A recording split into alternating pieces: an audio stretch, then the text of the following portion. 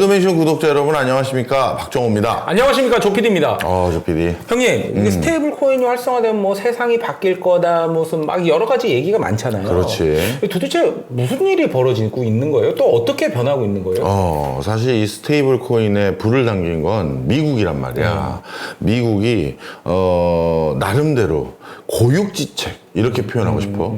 원래 미국 정부는 스테이블 코인을 용인하지 않겠다. 그리고 우린 이런 것들을 터부시 여긴다. 이거 지양한다. 네. 이런 거 하면 안 된다. 이런 논조였다가 지금 180도 바뀌어서 스테이블 코인 회사들이 미 국채를 사서 스테이블 코인을 발행하는 경우 국가가 검인을 찍어주겠다. 지원해주고 진흥해주고 합법적으로 제도권 안에 넣어주겠다. 이걸 지금 계속 하고 있어. 그러면서 전 세계적으로 지금 스테이블 코인 시장이 엄청나게 커지고 있는데, 야, 이거 정말 인류의 또 한 번에 어마어마한 변화가 일어날지도 몰라. 그래요? 저 같은 사람은 아직 체감을 못 하고 있어가지고. 이게 나도 어디부터 어떻게까지 조금 정리를 해야 될지 감이 없을 정도의, 지금 자칫 잘못하면 정말 큰 변화가 생길 수가 있는데, 이게 왜 내가 이런 생각을 하냐면, 역사적으로 지급수단이 국내에서 지급수단이 아니라 대외적인 지급수단이 대거 밀려왔을 때 정말 인류 역사가 완전 180도가 바뀌었어. 그래요? 그러면 예전에 스테이블 코인이 뭐였을 것 같아? 예전에 스테이블 코인? 스테이블 코인 그러면 지금 뭐냐면 달러와 그 코인의 가치가 연동시킨다는 거잖아. 그래서 이 코인 하나는요, 꼭 이런 비율은 아니지만 예를 들어서 이 코인 한 알갱이는 1달러 똑같아요. 이걸 하겠다는 거잖아. 그런데 스테이블 코인은 말 그대로 우리 미국이 만든 스위프트망 또는 각 국가가 관리하고 있는 외환 거래망을 거치는 게 아니라 가상자산 시장에서 내 전자지갑에서 저쪽 나라 전자지갑으로, 또는 가상자산 거래소 이쪽 거래소에서 저쪽 거래소로 원활하게 그냥 보내고 받고 할 수 있는 거잖아. 그렇죠. 자, 그러면 가치는 달러라는 것에 연동돼서 굉장한 신뢰감, 안전성이 있고, 그리고 지급수단으로서 먼 원거리에 송금 받고 할 때 지금 아무 지작물이 자칫하면, 물론 제도적으로 막을 수 있다 이렇게 얘기하시는데 그 막는 게 쉬운 게 아닙니다. 그 진짜. 자, 오늘 그 얘기까지 하면 또 너무 옆으로 새니까 하여튼 결국은 뚫릴 가능성이 있거나 다른 형태로 결제를 계속 받을 수가 있게 되는 건데, 이런 수단 이렇게 규제도 못하고 만국 공용으로 사용했던 대표적인 예전의 스테이블 코인이 하나 있었어. 뭐 금? 정답입니다. 금화야. 이 금은 몇 온스로 제가 사드릴게요 하면 대충 그 나라에서 이 몇 온스는 얼마로 환산할 수 있고 뭘 살 수 있는 값어치인지를 알 수 있잖아. 그렇죠. 그리고 이게 순금이라는 건 결국 온스면은 이게 무게로 단위를 잰 거니까, 오케이, 좋아. 그럼 이게 이런 거 정도 나한테 준다는 거네. 이게 누구나 거래의 지급수단으로 수용성이 있는 거라고. 그렇죠. 그러다 보니 이게, 지금 스테이블 코인과 똑같은 지급수단이 예전에 금 또는 금화 또는 금괴였던 거예요. 그럼 이 금이 외국에서 대거 우리나라로 밀려 들어왔을 때 그때 어떤 일이 생겼는지, 그러면 또 이런 과거의 스테이블 코인이라고 할 수 있는 금화가 대거 발행됐었을 때 어떤 일들이 생기는지, 이제 그게 문제가 된단 말이에요. 자, 그럼 교수님, 금화가 많이 발행되는 거랑 스테이블 코인이 많이 발행되는 걸 똑같다고 볼 수 있나요? 미국 연준에서 어차피 달러는 찍어내든 안 찍어내든 그건 연준이 결정하는 건데, 이게 약간 그렇지 않는 면도 있습니다. 예를 들어 네가 미 국채를 샀어. 네. 그럼 내가 산 대가로 달러를 받았을 거 아니야. 네. 그렇죠. 그리고 너는 국채를 그냥 사간 거고, 네. 그러면 네가 가지고 있는 달러가 나한테 오는 거지. 그렇죠. 그리고 넌 국채만 가지고 있고, 그렇죠. 그러면 내가 중앙은행이면 미 연준이 이제 국채를 여기저기 팔았을 때 시중에 있는 유동성을 회수하고 싶어서 판 거 아니야. 결국 시중에 있는 시중은행인 용중은행에게 미 국채를 팔고 시중은행에서 가지고 있는 달러를 내가 그 대가로 받은 거잖아. 그렇죠. 그래서 연준이 이 대가 이제 달러 조금 회수했다. 유동성 줄여야지. 이걸 했던 게 네. 국채를 사고 파는 기능 중에 일부 그 이유가 있는데 근데 네가 이 국채를 바탕으로 뭘 할 수가 있다? 스테이블 코인을 발행할 수가 있어. 대부분 스테이블 코인은 미국 달러와 연동돼서 가치를 유지시킨다고 하지만 자 생각을 해봐. 네가 스테이블 코인 발행하는 개수만큼 달러를 가지고 있다고 쳐봐. 네. 그럼 달러 가지고 있는 것만으로는 너한테 아무 이득이 안 생기잖아. 그렇죠. 그냥 갖고만 있는 거니까. 크잖아. 그래서 대부분의 스테이블 코인 발행사들이 조금이라도 이자를 주는 달러와 똑같은 미 국채를 사놓는 거야. 예를 들어서 내가 스테이블 코인을 뭐 100만 불 발행했다. 그럼 미 국채를 100만 불 샀다. 이렇게 예를 들면 되는 거야. 그럼 그 100만 불에 채권을 산 거니까 네, 채권에 이자가 대한 이자가 붙잖아. 나오잖아요. 그렇지. 그 이자가 이 스테이블 코인 발행사가 회사도 꾸려나가고 직원들하고 밥도 먹고 하는 운영비가 되는 거야. 일부는. 자, 그래서 국채를 대부분 가지고 있는데 그런데 국채를 사서 뭘 했다고? 스테이블 코인을 발행한 거잖아요. 네. 뭐와 똑같이 연동해서 이 국채 가격과 똑같이 연동해서 네. 그럼 이 시중 달러. 연준은 네. 달러를 회수하려고 국채를 발행한 건데 그렇죠. 판매한 건데 그렇죠. 달러가 회수됐어? 안 되죠. 안 됐잖아. 그런 효과가 있구나. 이 국채만큼 지금 스테이블 코인 발행됐잖아. 네. 그럼 바깥에는 여기 달러가 연준에 들어와 있는 게 아니라 돌고 돌아다니는 있는 거야. 거야. 이해했지? 네.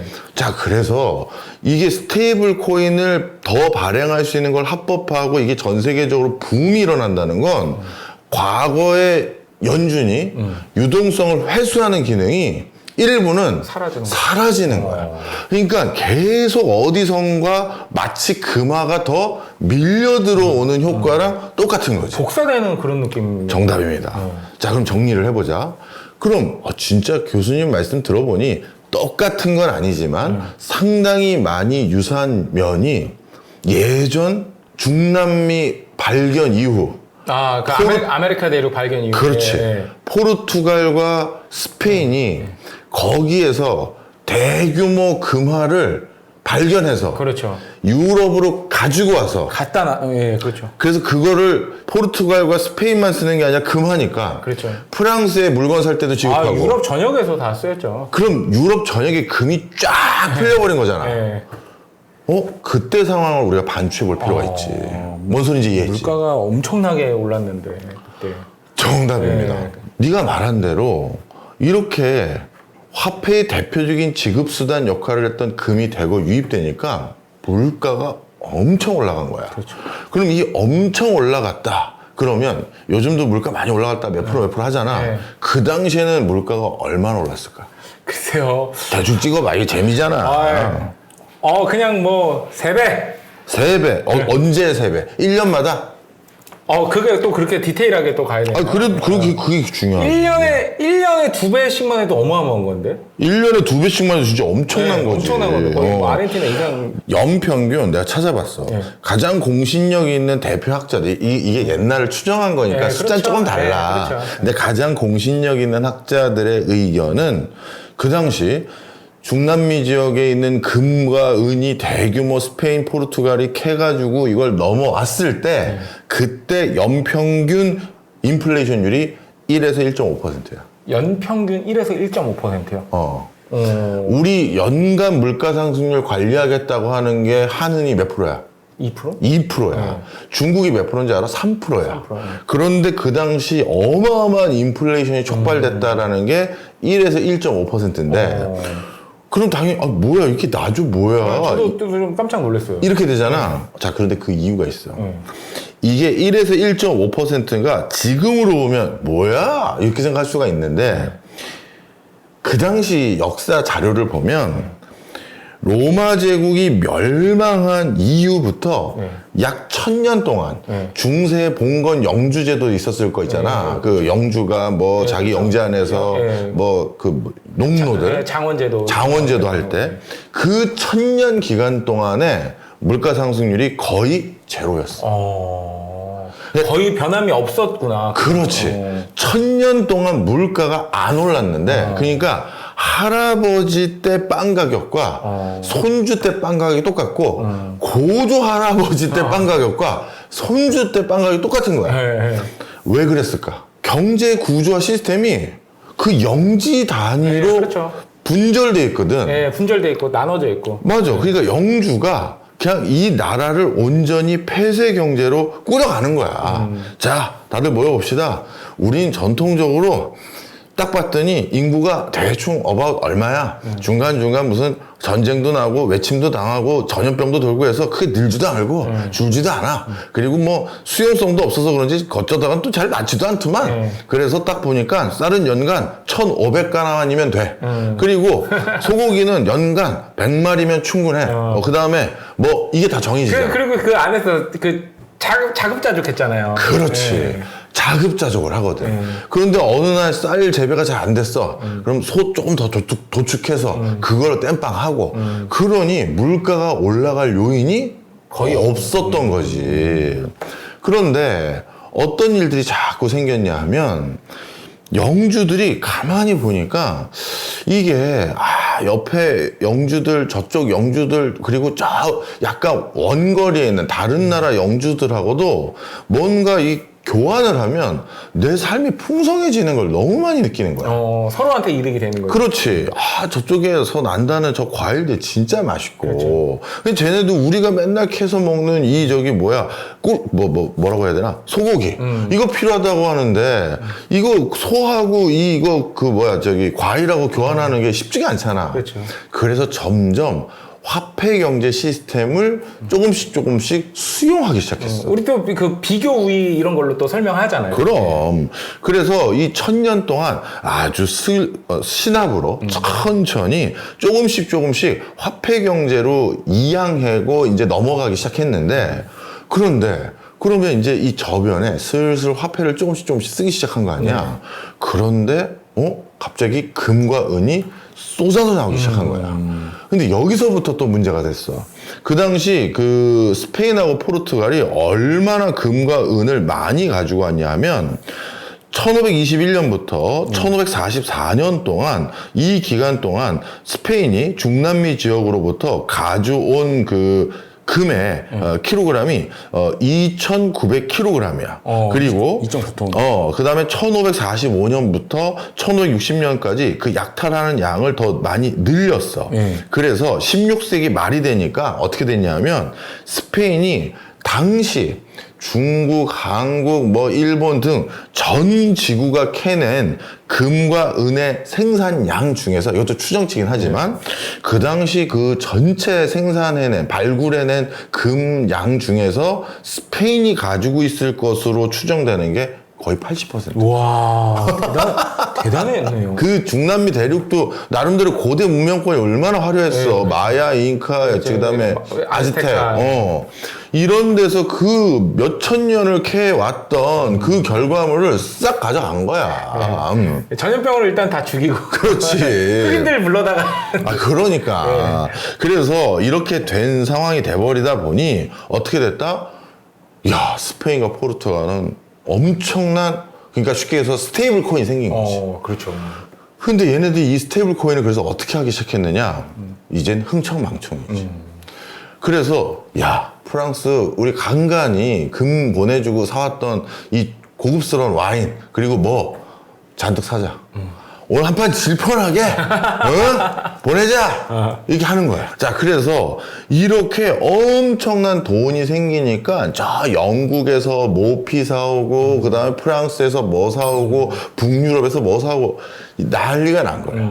그러니 스페인발 또는 포르투갈발 스테이블 코인이 전 유럽으로 쏟아져 나가기 시작하는 거지.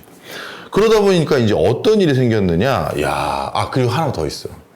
얘네가 이렇게 엄청난 자금이 생기니 이건 또 다른 표현을 하면 군자금 아니야. 그렇죠. 군자금이잖아. 군대에 무장시켜야죠. 그러다 보니 이 자신감이 생겼네. 그래서 야, 네덜란드 한 판 붙어. 야 영국 한 판 붙어. 이걸 한 거야. 무적함대를 가지고. 무적함대가 갖고 있었죠. 그런데 안타깝게도 세계사를 보면 무참히 밟힐 때가 많았지. 그렇죠. 네덜란드 이 몇십 년 전쟁에서 완전히 무너지고 엘리자베스 1세한테 또 무적함대 격파를 그때 완전 또 치명상 받고 그런데 그때 그 엄청난 돈들 전쟁 유발 자금들 다 또 그 맛 때문에 이 자신감 이거 하나 믿고 시작한 거란 말이야. 그러면 이걸 또 조달하기 위해서 물론 스페인 내부에서 뭔가를 또 조달하려고 했지만 생각보다 그 당시에는 스페인이 또 어떤 우를 범하냐 하면 딱 봤더니 국부가 쌓였어. 그렇죠. 그러니 너라면 국부가 이렇게 많고 그 덕분에 국민으로서 나도 부유해졌는데 굳이 뭐 물건 생산하겠어? 아, 그렇죠. 어디 공장에서 굳이 일하겠어? 수입해다 쓰면 되죠. 그렇지. 네. 그래서 자체 생산 캐파가 더 위축돼 버린 거야.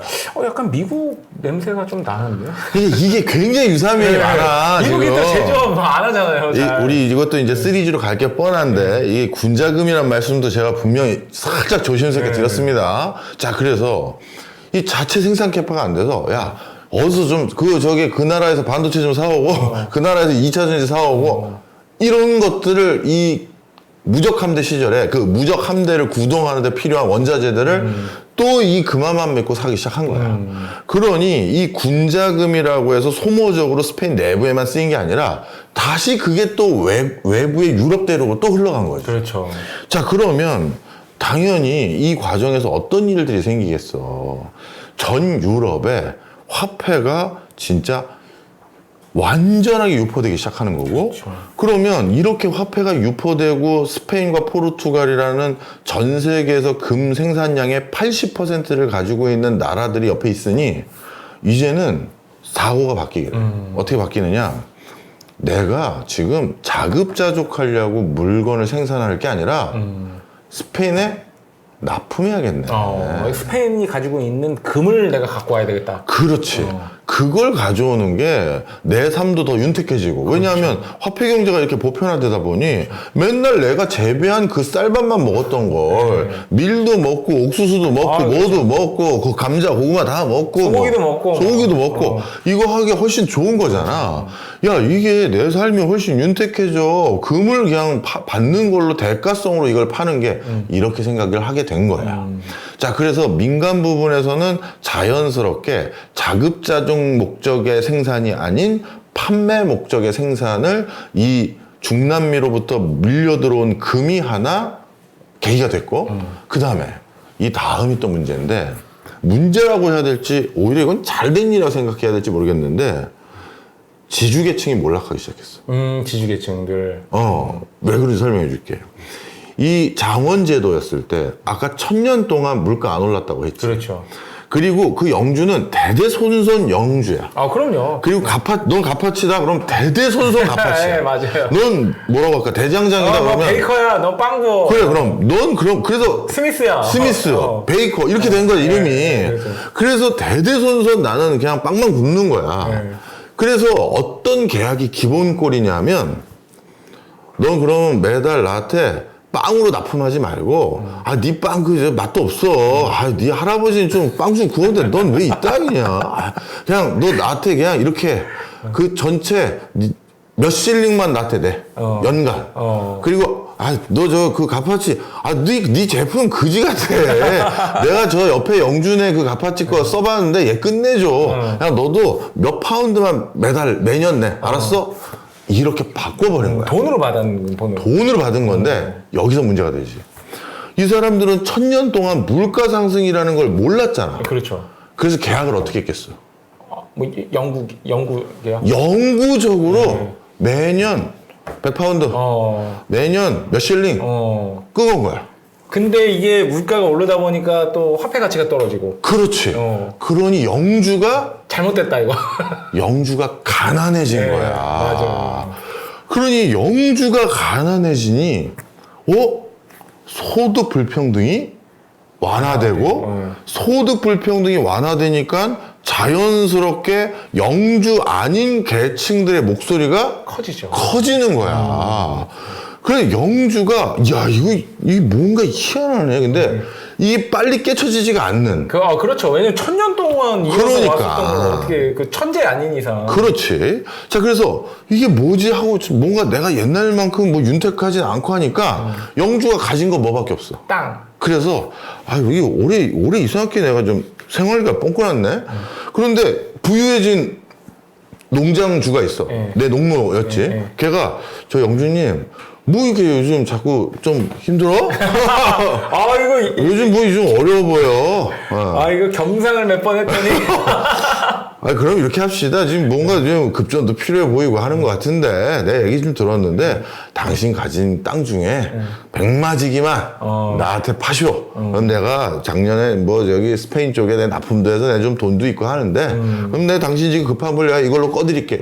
했더니 영주가, 나쁘지 않은데? 나쁘지 않아요. 땅이야 뭐 얼마? 땅이 하나 엄청 많은데, 뭐, 그깟 백마지기. 그렇죠. 콜! 해서 일부 팔고, 다음 연도에 또 팔고, 또 팔고. 이렇게 됐는데, 이 백마지기를 더 가진 사람이 딱 백마지기만큼 부자가 된 게 아니라, 뭐가 됐다? 규모의 경작을 하다 보니 훨씬 더 큰 부자가 된 거야. 이제 얘가 어떻게 됐냐면 그 백마지기 영주가 그 땅만 판 게 아니잖아. 그 백마지기 영주 밑에서 소작한 애들이 이제 이 옆에 중농 또는 중대농이 된 애에게 소작을 하게 된 거잖아. 그렇죠. 야, 이제 미안한데 김영, 이 땅 내가 샀어. 이제 영주를 위해서 일하는 게 아니라 날 위해서 일하면 돼. 세금은 이쪽으로 내면 돼. 나한테 나한테 하여튼 내가 월급 줄 테니까 경쟁 잘해주면 돼. 해서 조건은 내가 비슷하게 해드릴게. 했겠지. 그런데 이게 쫙 터가지고 한 번에 쫙 재배하고 자 지금부터 시작하자 밀고 가자 하면 이게 바로 규모의 경제잖아. 그렇죠. 그래서 생산성이 또 느는 거야.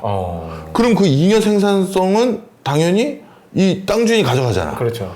그러니까 이 백마지기 팔아놓은 놈이 200마지기, 300마지기만큼 또 돈을 버니까 이제 영주가 팔기 싫은 땅도 있는데 내가 두둑히 쳐줄게. 그것까지 나한테 이참에 팔어. 팔아, 이참에 팔아. 안 그럼 나 옆에 영주가 또 나한테 찾아와서 그 땅도 살 생각 있냐고 했어. 이런 일이 생겨버린 거야. 네. 말 그대로 신흥 지주계층들이 생기는 거지. 이해됐어? 네, 그렇죠. 이게 화폐 체계 하나만 바뀌어도 그리고 화폐의 결제 수단이 자유롭게 넘나드는 순간이 생기거나 그리고 만국 공용 화폐가 생긴다는 그 하나만으로 그리고 스테이블 코인 생기면 이게 왜 이 가격혁명과 비교되느냐? 우리 이런 상상 한번 해보죠.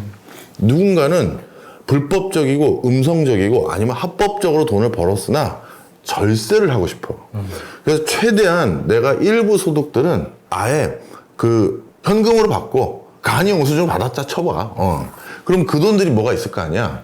이 돈은 내가 지금 묶여 있고 제도권으로 큰 돈 넣었다가 자금 추적 들어온단 말이야. 갑자기 이 돈이 입금이 되면 요즘은 뭐 1억인가 5천만 원 이상 되면 바로 은행에서 딱 띠 소리 난다고 하더라고. 그래. 그래서 이 자금 출처는 뭐지? 근데 다다음 달에 또 들어왔네? 그러면 바로 세무조사 들어가. 그런데 희한한 방법이 생겼네. 갑자기 뭐 좀 상상력을 발휘해야 됩니다. 우리 나라 아닌 글로벌한 가상자산 시스템 그리고 전자지갑에서 스테이블 코인 하나를 산 거야. 뭐 5천만 원어치는 1억이다.